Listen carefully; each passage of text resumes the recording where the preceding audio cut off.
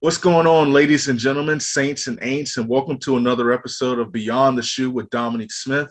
I am your host, Dominique Smith, and today we have a very, very special episode. We have one of the leading NFL draft experts here.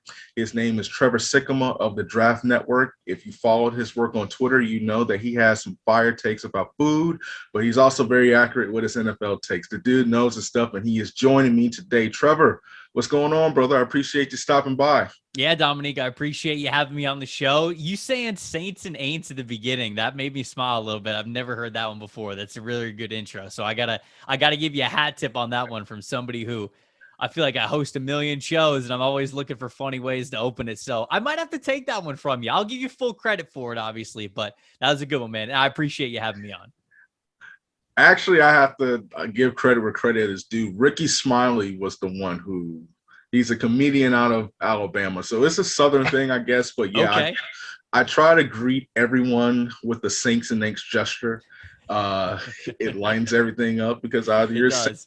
you're a saint or you're an ain't. There's only two Right. sides to be on. So, well, listen, man, I appreciate you being on. So let's get started. So I'm going to actually start with one of the questions that I ask recruits, but I'm going to phrase it in a way that it fits the NFL. So, as a draft analyst throughout the year, you watch thousands of hours of film on players, breaking them down so that you can give a detailed analysis and try to be right in your predictions. What is a 90s or early 2000s songs that describes the process, that brutal process of watching film, breaking down film, making mock drafts? Specifically for you, what is the song that represents the madness of what you do? Oh Lord.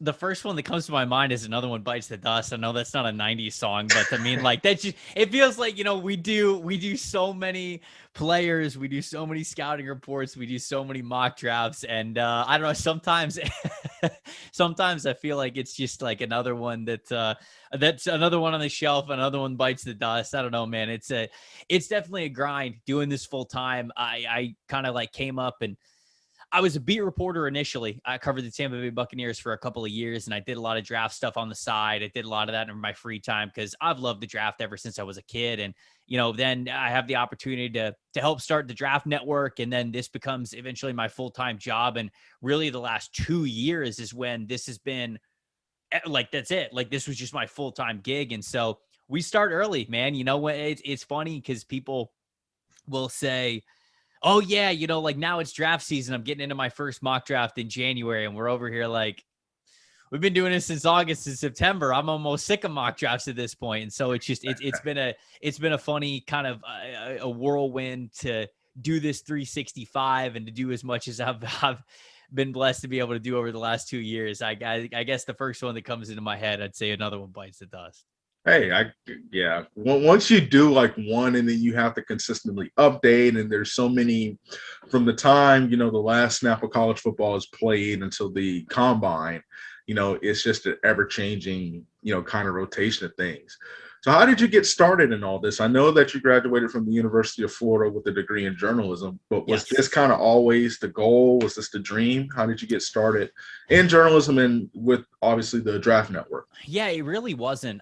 Before I went to UF, I actually went to a small college in Lakeland, Florida called Southeastern University for anybody out there that may have heard of it. I Small have. school. I was going to say, unless you live in Florida, you probably haven't. But so I actually I went to Southeastern, and I originally wanted to go for business. My dad's got a family business, and I thought about taking that over. And I thought kind of, when I went to school and when I went to college, I just assumed this is what I was supposed to do. I was like, yeah, I guess I'm just supposed to go get a business degree and I'm supposed to move back home and help take over the family business. And the more that I kind of got into business classes, it was fine, but it didn't inspire me at all whatsoever. And I went through my entire freshman year when I was there, and I'm like, I don't like this. I don't want to do this. Like I'm already bored of it, and I'm 19, 20 years old. Why do I want to do this for the next 30 years of my life? And so it was something that I could do. Like I'm not saying that it was super easy and I was getting straight A's or anything, but like I could understand it. I was learning it. It was fine, but it didn't fuel a passion at all for me. And so I did that for a couple of years, and eventually after my sophomore year, I came to the conclusion that this is not what I wanted to do. And I go into my junior year really having undeclared my major, not sure exactly what I want to do. I start taking a couple of different electives, trying to find different things. And I end up signing up for a radio class with one of my best friends at the time. And me and him both love sports. And part of this radio class is, you learn about the history of radio, and then you get your own radio show for an hour a week on the campus radio station. And because we love sports, we made it into a sports radio station. And I found myself all the time coming up with topics and debates and angles and what can we cover and what can we do here and how we could get listeners involved and all this stuff. And it just became an instant passion for me. And, I've always been big into sports. I grew up playing all different kinds of sports. And so this was always my passion. And I found myself really enjoying the broadcasting side of things. And once I really was able to unlock that my junior year, I said to myself, man, I kind of want to go for this as a career. And Southeastern, for as great as a lot of its programs are, I knew that I wanted to have a bigger program that I went to when it came to broadcasting, because I knew that it would also be about networking and who you know and everything. So I ended up transferring to the University of Florida because it's got one of the best broadcast programs in the country. Yeah. Get my degree from there in journalism, telecommunications. Had a blast while I was there, volunteered at the local ESPN radio station that was on campus, the local news station that was there. I covered a bunch of different beats for the Florida Gator football teams that were there, or Florida Gator teams, not just football, that was there. And so that's really how I got my start. And then kind of after college, same thing as everybody else, man. I applied to a million different places, heard no from basically all of them.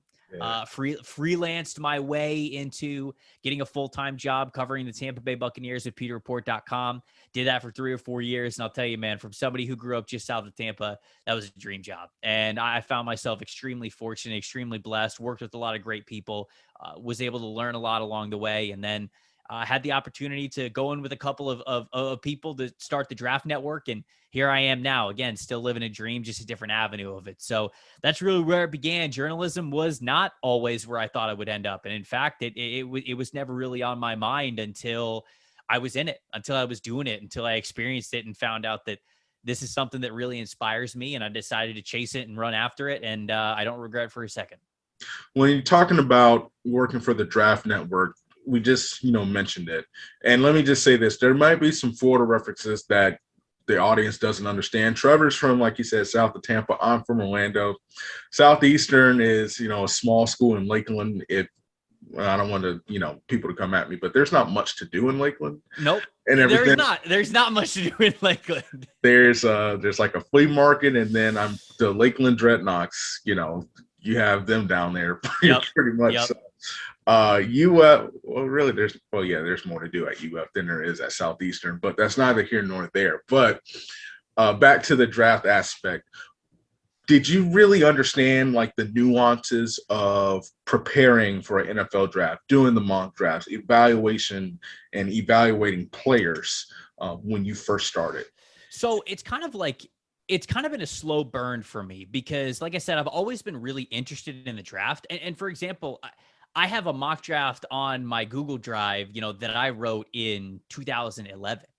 I've just been doing this for fun on my own for a really, really long time. And so it's just been years of having an interest in it, following it consistently. You find new people to follow all the time. Like when you first get in the draft, it's the Todd McShays, the Mel Kipers, and then you follow some other people. You find Daniel Jeremiah and Bucky Brooks and Lance Zierlein and Dane Brugler and like all these guys that cover the draft outside of the biggest names as well. And then you start getting into social media, and I got to connect with a lot of other big time draft fans in early young draft Twitter, if you will. And I learned a lot from those guys, not just networking their work and their coverage of teams, but also their knowledge and how they knew the game of football as well. I never played football. When I was in high school, when I was like a junior or senior in high school, I think I was like 5'7", 5'8", and like 130 pounds. So like there was never any chance of me playing football. I actually wanted to play football because I was a pretty decent wide receiver whenever I would play like flag football with my buddies. And my mom was like, no, absolutely not. You're going to get snapped in half the first game. We're not letting you sign up for football.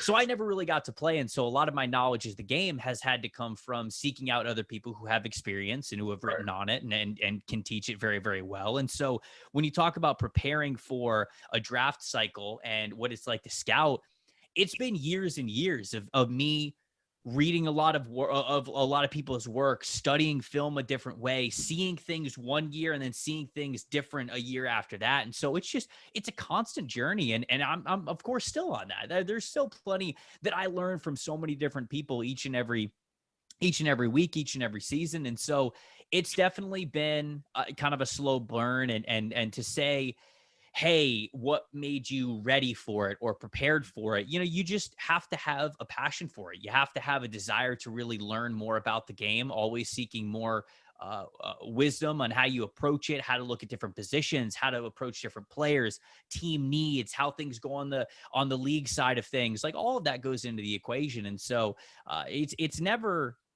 it's kind of a cliche, but you're never done learning. Like it's not like, oh, yep, I'm a scout now. Like I get it. I consider that part of my job and what I do now, but it's a lot of work, learning a lot of different positions, trying to master and trying to really learn what makes a difference and what doesn't. But it's a process that's ever growing, and it's a lot of fun to be a part of because you're always learning something new. How does it feel to now be a premier scout on a premier channel such as the Draft Network? Because you are a premier scout now, draft analyst, and just from such humble beginnings, how does it feel now to, I listen, when I made my mock drafts, I studied your work and everything. And so now you're kind of the person that people go to learn more and learn about the nuances of the game. How does that feel to be at the level that you're at now?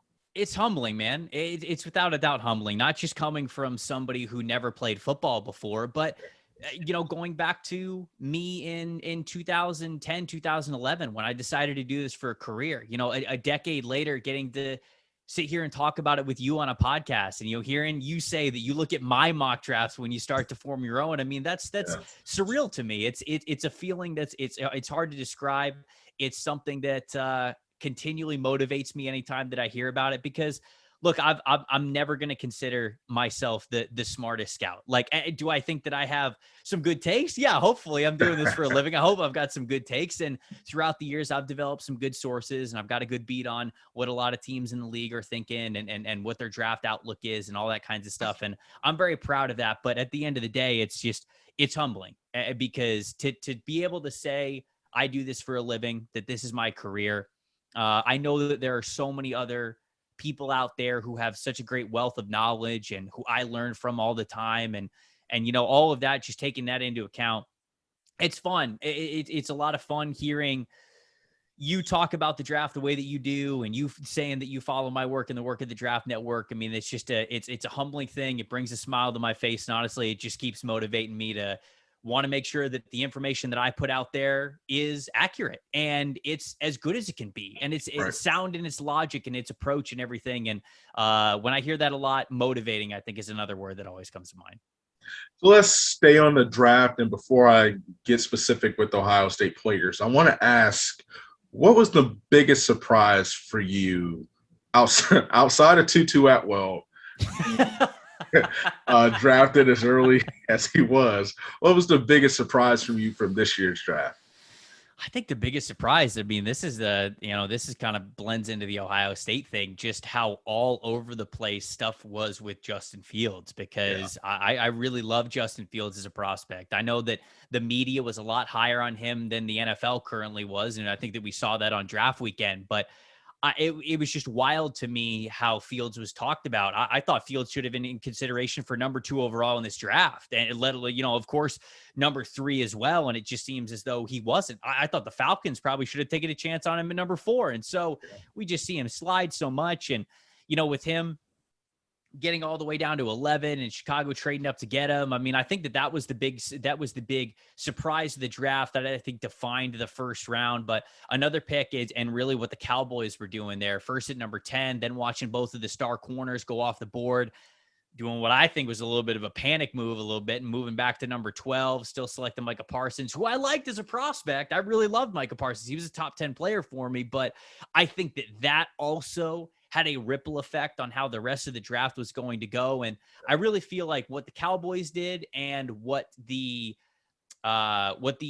Chicago Bears did going up to get Justin Fields, what happened with him, that defined the entire first round. And so I think that those are the things that made the biggest splashes that then had the biggest ripple effects down through the rest of the draft.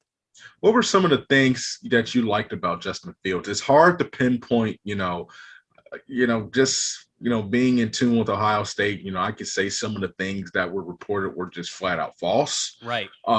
Which, you begin to wonder, is it a smoke screen or, I said it to my friends. I'm like, I wonder, does he owe some of these teams some money or something like that with just some of the false information that they're spreading? But as a prospect, what was it about Justin Fields that you like? Because I do know that you had him rated pretty, fairly, in my opinion, on your board. Yeah, no, I mean, like he was very high on my board. I think that I believe he graded out as a top 10 player, top 12 at the very least, but I believe he was a top 10 player for me. And he brings a skill set of where the league is going. We're seeing the best quarterback options in the NFL are the ones who can extend plays, make plays happen with their legs, get outside the pocket, do well outside of structure. And that's Justin Fields. He's a big game player. He gives you all of the high ceiling you would want from a lot of the tools. And look, you mentioned how people talked about Justin Fields pre-snap. I mean, the failure to go through progressions thing, I mean, that was just that was not true at all. Like that was, and anybody who sat there and watched Justin Fields tape and thought they came away thinking that he didn't do well with progressions. I mean, one, they don't know what they're looking at, and people who repeated that without looking at it themselves, they don't know what they're talking about. So either they don't know what they're looking at or they don't know what they're talking about. Now, I think with Justin Fields, you look at him and it's such a dynamic offense with such incredible playmakers. Oh, he throws to his first read all the time. Yeah, no crap. It's Chris Olave and Garrett Wilson, right? I mean, like I'm throwing to my first read all the time too. And guess what? Exactly. It got him to the college football playoff, right? I mean, like this was successful for them. This worked. And so it was just, unbelievable how I think there was such a double standard when it came to how Justin Fields was viewed from the rest of the league. It's almost like he wasn't allowed to fail at all. Like he wasn't allowed to have this margin for error because look, and I think this is actually fair criticism of Justin Fields. I just wanted his process to throw the ball to be a little bit faster. You can tell that he has put a lot of work in the offseason into his throwing mechanics. You can tell that, hey, where he has the ball pre-throw with before his throwing motion, how his feet are aligned, where his shoulders are pointing, where he wants to release the ball in his motion, how he wants it to come out of his hand. All of these things he's really, really worked on. And I think at the beginning of the year, this past year, you saw him be a little bit robotic with it, be a little bit slow. And I just want that ball to come out a little bit faster. It's not, hey, okay, I got to set my feet, got to point the hips the right way, got to bring the ball up, elbows got to stay up, I'm releasing it near the ear, I'm putting the thumb in the back pocket. Like you could tell he was thinking about that a lot when he was going through his throwing motion early on in the season. And I was saying, hey, you know what? When you identify your target like that in the NFL, it can't be that slow. The ball's got to come out of your hand a little bit better. But he was making the right reads. The reads were all the correct reads. So where are we coming up with he can't read the field? That was never, ever a thing. It was completely fabricated, at least I believe. And it was a form of a double standard with Justin Fields. And what you love about him, you love the arm, you love the legs, you love the athleticism, you love the toughness, right? I mean, you watch this dude go through so much in some of the biggest games and he would not give up. And that's a leader. You know what I'm saying? So what he does outside of structure, how, he can improve within structure, all of that I think is there for the table. And I think the Chicago Bears got a great one. I do too. And I think that Chicago did a good job of providing pieces around him because it's one thing to be drafted and it's another thing to be drafted in a position to fail. And so I do think that he went to the right spot. It's just unfortunate the things that were said about him in the process. But, I do think it was a good pick for the Bears, and I think he'll be successful. But with Ohio State in general, they had 10 guys drafted, and next year that it could easily be more. What is it about evaluating these prospects from the Buckeyes that are so impressive to you guys as draft analysts, but NFL scouts in general? I just think that the NFL and draft media knows that Ohio State's a pipeline. They're they're going to churn out great athletes every single year. You can, I know that stars don't mean everything when it comes to recruiting. And sure, the 2 and 3 star guys can make it to the NFL all the time, but 4 and 5 star guys got a pretty good head start just because of obviously what you're identifying with them, of their athletic ceiling and their natural length. A lot of times when you look at recruiting profiles and when you look at recruiting rankings, the guys who have 4 and 5 stars are often the players that have the unteachable traits, that have the natural gifts that you can build off of, that often give guys higher ceilings, whether that's athleticism with their arms or their legs, or elite measurables, elite size. Sometimes it's often a combination of both of those things. And so with Ohio State, you know, they've had great coaching over the last decade. I mean, they've had great coaching for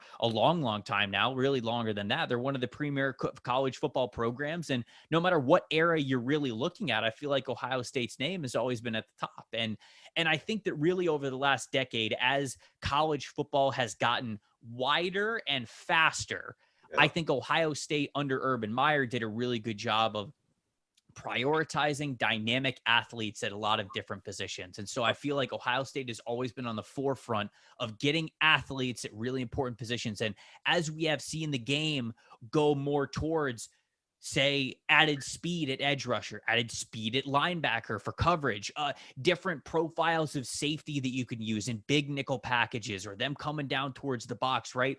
All of these things, I feel like Ohio State has been willing to be ahead of the curve on when it comes to draft prospects. And so, you know, whether it's been just recruiting in general, or the development within the coaching staff, or being a little bit innovative with how they play each of their players, I just feel like Ohio State has a great beat on where football in general is going and what the league's going to love. And you see that in how many guys continue to get drafted from that program.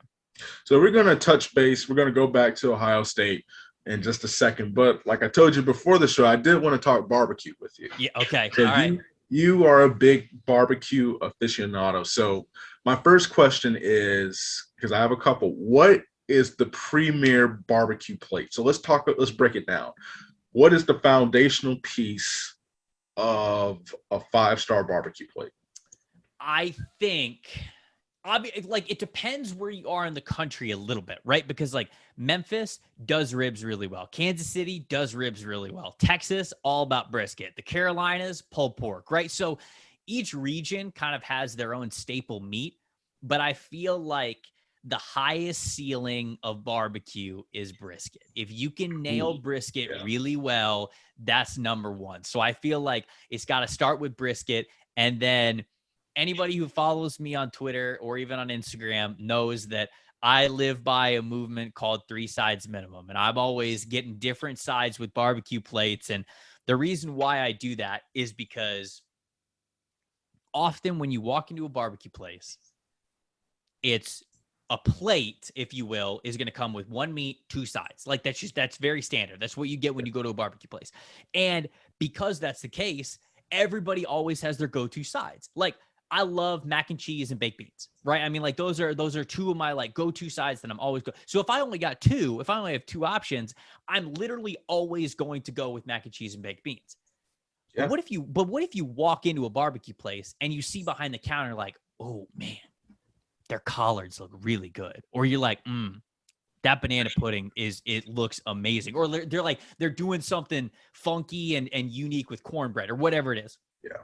Then all of a sudden you allow yourself to get your 2 sides that you love and also get what might be the specialty of the house. Because like I said, if you're in North Carolina, you're probably specializing in pulled pork. If you're in Texas, it's probably brisket. If you're in Kansas City, it's probably ribs. But no matter where you are in the country, there could be a homegrown, passed down recipe of sides that is just absolutely dynamite. And so if you ever walk into a place and you know that they do a certain side really well, and it's not one that you normally order, that gives you the freedom to enjoy what might be a family recipe or a family a dish that you won't be able to get anywhere else. Because that's what I love about barbecue. So I would say that a 5-star barbecue plate would be really good brisket, some sort of biscuit next to it that comes with it, mac and cheese, baked beans, and collard greens. That's what I think is an elite barbecue plate. I can dig it. You see, I'm a little different because I always say so. Cornbread is cornbread, garlic bread, or if you're really in the South, white bread. Mm-hmm. That is automatically a given. So I don't get that as a side. So for me, I am with you 1000% with the 3 side minimum. It's worth the extra cost, but like there's some certain things that are like given. Like if you have to pay extra for cornbread or garlic bread, then you need to leave the facility because to me that means the restaurant does not trust the quality of that particular side piece of bread. Because if they did, they wouldn't be so insecure about it, which means they would give it to you for free. So that's just This me. is sound logic. I normally, if biscuits or cornbread or something comes with the meal, then I won't count it as a side. Like I'm still getting a third. Like I'm still getting a third side. But like sometimes places will have basically like what I would call like deluxe cornbread, where it's like cornbread and then like stuff on top of it or like whatever, and it's kind of just like. I don't know, like it's its own thing. So if it's separate, then I believe you. But if not, I'm totally with you. If it comes with it, that doesn't count as a side. No. So you know how it is in Florida. We don't have that deluxe cornbread or whatever the case might be. No.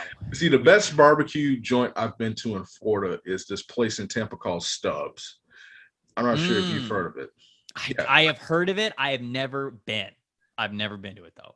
If you get back to Tampa, man, let me tell you something. They have some honey cornbread that will make you testify. I am not kidding. I am not kidding. That, the pulled pork and the ribs, and they have its own barbecue sauce and everything. The best chicken and waffles I've ever had, but that's more southern than barbecue. See, for me, I'm a pulled pork guy. Okay. I'm pulled pork, because here's the thing. I've been so disappointed in brisket because you want brisket. And I don't want to, throw shade at certain restaurants, but it's always too fatty, or because you need some fat, to keep the flavor. Yeah, right. But it's just like all fat hasn't been rendered down, or whatever the case might be. And then you see, I'm a fan of burnt ends. I like when they're cooked right. Yeah. So I have to go to Kansas City because I hear Kansas City is like notorious for burnt ends. I've been to Texas. I've had Frito pie, and maybe it was the location. Actually, crazy enough, the best pulled pork sandwich I had was in Texas, which is crazy because they're not pork people. But I would say my foundation is pulled pork, and then my 3 sides. Yeah, I got to hear you. I got to hear the sides. Oh, God. See, so for me, Four Rivers has the best side. So when I go to Four Rivers, I'm getting bread pudding, getting collard greens. Okay. And this is kind of lame. I get French fries. Okay. All right. Look, man, there's no discrimination here. That's why I always tell you, I don't care. You get whatever you want to get with your barbecue. Barbecue is a no judgment zone. Whatever leaves you with a full stomach and happy as could be, do it. Go for it. Because like people talk crap about coleslaw all the time, right? Like some people are like, oh, like I can't stand coleslaw. I think coleslaw is fine. Like I'll get coleslaw every now and then. And so that's why I always tell people, like, I'm not going to get on one side or the other with the coleslaw war. If you love coleslaw, order it. If you hate it, don't order it. That's all I got to say about it. Hey, real quick though, are you a vinegar barbecue kind of a person, or do you not like vinegar barbecue sauce? I like sweeter barbecue sauce. Okay. Now, so Carolina, I know it's vinegar based. Well, sometimes it's vinegar based, but I wanted to tell you, outside of Lakeland in Auburndale, Florida, there is a barbecue place called Peebles BBQ, and it's made out of it. The restaurant is literally an old chicken coop, and that's like where they have the restaurant, and they have some of the best pork sandwiches I've ever had in my life. I think they only do vinegar-based barbecue sauce. So if you want barbecue sauce, that might not be your favorite, but the pulled pork sandwich, all of the sides, it's just they have the best sweet tea I've ever had in my life. Like I'm telling you, if you're still in Orlando, head down to Peebles BBQ sometime and please let me know what you think. Peebles. Yep. Well, Peebles, if you're watching Beyond the Shoe, if you want to sponsor the show, oh man, I have to. I have to. It's a little bit too hot for me to go down there. See, all right, I feel you. But it might be worth the trip. And the sweet tea for me, that's the premier drink. You cannot have barbecue without sweet tea, and I mean sweet, 100%. Where like you taste the cane sugar. Yes, that's not that unsweet stuff where you have to add the sweeteners in it. No. If there was a meat that you had to eliminate that you say kills the foundation of barbecue, what would it be? If I'm being honest with you, I can count on one hand the amount of times that I have ordered chicken from a barbecue restaurant. And I just like, whether it's like pulled chicken or like half chicken or whatever, like that is, no matter where I go, that is the bottom of my list. Like ribs, brisket, burnt ends, pulled pork, chopped pork. Like that's, I'm ordering that all, no questions asked before I order chicken. So yeah, chicken probably for me. I gotta go. Listen, because so to be different, I'll say turkey. Oh yeah, okay, that's fair. Okay, I would say turkey because I don't know, like it's just so hard to explain. Like I had barbecue yesterday and turkey sandwich I got was good, but it's like, I could go to honey baked ham and kind of get the same. Right. You can get that wherever you want to go. The one food that I have to eliminate because the people, maybe it's because it's here in Florida, sausage, man. The sausage links. Here's the thing, if you make it right, to me, it's on the level with pulled pork and brisket.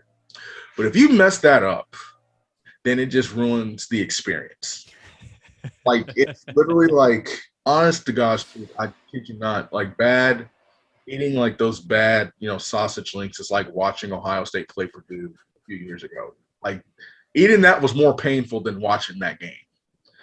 So, man, but see, now I'm hungry. Now, see, so am I. Now this is a problem. This is a problem for me. Like, see, you're in Carolina. You're in the land of good barbecue and everything. Yeah, we do. We do have a couple of good barbecue spots up here that I could go to. I have been one to ask that. And the thing about coleslaw, you see, I was raised with the logic that you can't eat everybody's potato salad. And I'm the same way about coleslaw as well. Like I said, I don't mind it, but some people, Yeah, sometimes it's not good. Sometimes it's just not good. But your three-side theory is something that I live by. And then fries. So let me ask this. If you had to build, what is the best bread to eat it with? I've been disappointed so many times with cornbread in my life. Like I just feel like I'm almost like kind of your sausage theory. If you're making cornbread really great and it's moist and it's just like really good cornbread, like I love it. That's probably the top tier. But my answer is probably biscuits, just because I feel like every place can do biscuits really well. And so that's probably my go-to every time. Wow. That's tough. See, you seem mad about that answer. I'm not mad. It's just that's surprisingly the more pleasant thing that I've had at a lot of these barbecue joints is biscuits. That's what I'm saying. No. Wait. Am I like eliminating one or am I picking one that I love? No, you're eliminating one. Oh, no. Okay, never mind. Sorry, that was the wrong answer then. I would eliminate any place that just like serves you like just white bread. I mean, it's kind of like a throwaway for me, but I'd give up cornbread before I'd give up biscuits. So okay. Yeah. So let me just say this on white bread. If you are having an old school rib sandwich, you need that white bread underneath. Maybe that's just where I'm from, but white bread is a staple only if you're having ribs. Okay. All right. To me, if you're serving white bread with anything else, it's just lazy. I'm sorry. I'm sorry. Obviously, if that's everything that's in your budget, then continue to serve white bread. Right. That comment does not apply to you. Keep striving, keep succeeding. For me, I have to say garlic bread. Oh, okay. Yeah, I'm with you there. I I'm with you there. I just don't understand. I feel like if I, what Italian food, I'll eat garlic bread. Right, But I right. will say this: the best cornbread, before we switch gears back to football, for me, this is how I cook it. This is how we were raised. This is why, I have to lose weight because I'm so used to it. But if you can't have a good barbecue without having hot water cornbread or skillet cornbread or whatever the case might be, because it provides a different crust. Mm. It also soaks up the flavor with the barbecue that you're getting. It's just a crazy experience. And just a service announcement: people stop putting jalapenos in your cornbread. It's not impressive. But anyway, back to football, back to Ohio State football. Of all the prospects, like I said, 10 of them got drafted. Which Mm-hmm. one impressed you the most? Outside Uh, what would you say there? of all the Ohio State prospects that got drafted, which one impressed you the most outside of Justin Fields? Um, I'll name two, and I think that there were three that were great to choose from. I'm gonna Pete Warner is the name that I threw in there at the end because I think the Pete Warner is good. But the two that I really loved the most were Baron Browning and Tommy Togiai. I really like Togiai because in an interior defensive line class that wasn't super top heavy, there weren't these clear cut guys above that could really get after the passer. There was really kind of just people talked about Christian Barmore and they were like, all right, well, I guess he gives the highest ceiling as a pass rusher. And I think that he does. I agree with that. But I feel like Tommy Togiai is just so rock steady. When it comes to that early down work, first and second down, he's a workhorse. He can plug things up in the middle. I think that he can give some upside in the passing game as well. And so I know what his role is going to be early on in the NFL. He's going to be an anchor. He's going to be aligned at a 4-eye or sometimes even nose to just plug up some gaps. And I get that that's what it's going to be his role, but we've seen so many times in the NFL that that's very crucial towards getting one-on-ones with the edge players and freeing up the three technique guy a little bit in the middle. So I think that Tommy Togiai is going to have a really big impact. And I love that he went to the Browns. The other guy is Baron Browning, the linebacker, who I think he's very versatile. I think he's very unique. He's got fantastic athleticism. He's got good length as well. I did not know this was going to be the case until a couple of weeks before the draft, but I guess NFL teams have been thinking about him as like almost a hybrid linebacker edge player when he came from like a safety background, and he's got the athleticism of somebody who you'd love to play off ball, who could get sideline to sideline. I felt like he was really coming along as an off ball linebacker this past season. I remember watching him last summer for summer scouting, and I thought to myself, okay, this guy is purely just an athlete. Like, he doesn't understand really how to play linebacker yet. He's not anticipating. He's not exactly where he needs to be in his zone. He clearly doesn't have that comfortable feel when it comes to working off where the corners are going to be, where his other linebackers are going to be. He just didn't have that feel for playing linebacker. As the season went on this year, especially as we got to the end, I feel like he was a lot more comfortable in that role. I feel like he understood more what he was doing when it came to run fits, when it came to dropping in zones. And I felt like he was a lot more confident getting sideline to sideline and pursuing ball carriers. And I think that you really saw that speed shine because he was confident in that. So those are two guys that I really enjoyed studying this past year, and I'm looking forward to what they're going to do in the pros. Let's wrap this thing up with the bow. It's never too early to start talking about next year's draft. Who are a couple guys, just in general, not specifically from Ohio State? If you had to name three guys that you're really high on, I don't need the place whether they're going to be first overall or second overall, but three guys that like have caught your eye that you're like, I think that they're going to make some money and that these are the athletes that we need to watch in college football this year. Who would you say they would be for you? Well, I think the first one is not from Ohio State, right? Just Right. anybody. Anybody. Okay, I think that Spencer Rattler, the quarterback from Oklahoma, is probably the big one. I mean, he's got such an awesome arm. It's something that draws you to his abilities and what he was able to do over the last year. I thought it was a good foundation. I think that people were looking to be super blown away, and I think the expectations were a little too high with Spencer. But this next season, I mean, if he really hones in what he's able to do, I think that he's clearly got the best arm in the class. He's got number one overall potential, so I think that that's clearly on the board. Another guy who I think has number one overall potential is Kayvon Thibodeau, the pass rusher from Oregon. I mean, we've been talking about him since his true freshman season, and now he's finally draft eligible, and he's just a guy who, going back to what we were talking about with recruiting, he's got the measurables, he's got the athleticism, he's got the ceiling there. And so I think that he's going to be very exciting. The other player that immediately comes to mind is Derek Stingley Jr. Obviously, really the corner out of LSU, really came on the scene as a freshman during LSU's championship run and ended up being a very key component of how they were able to shut down teams later in the season. And yeah, he had a down year last year, but it's because he's playing corner in a defense that lost a lot of their talent. And so I think that he'll have a bounce back year. You can't teach those ball skills. I think the NFL knows that. So I think this is a future top 15 pick in the making at the very least. And so those are a handful of guys that as we look towards next year, I'm going to have my eye on. Well, let me ask this to be the last question. A guy from Ohio State not named Garrett Wilson or Chris Olave that you're excited about watching? So Sevyn Banks is the guy that comes to mind just because he gets a lot of hype as a potential top 50 first round pick. And, anytime that you have the measurable ceiling that he does, I think the NFL is really going to pay attention. And with him getting another year as a starter, you would hope. I really believe that the NFL is going to want to covet this guy as a potential first round pick. And I think that he's certainly got to show a lot this upcoming year to make sure that that's warranted, that he earns that. But outside of those two receivers that everybody continually talks about, yeah, he's a player that I'm definitely going to have my eye on as a guy who could sneak into the first round too. Perfect. And listen, I appreciate you joining on the show. I hope everyone takes in the barbecue wisdom that we were able to drop. The 3-side minimum is something that should be a lifestyle for everybody. Certainly a lifestyle for me. But listen, Trevor, man, I appreciate you joining me on the show. This is Beyond the Shoe. Once again, if you're looking to sponsor the show, hit me up at DominiqueSmith77@gmail.com. But until then, we'll catch you next time. See you guys.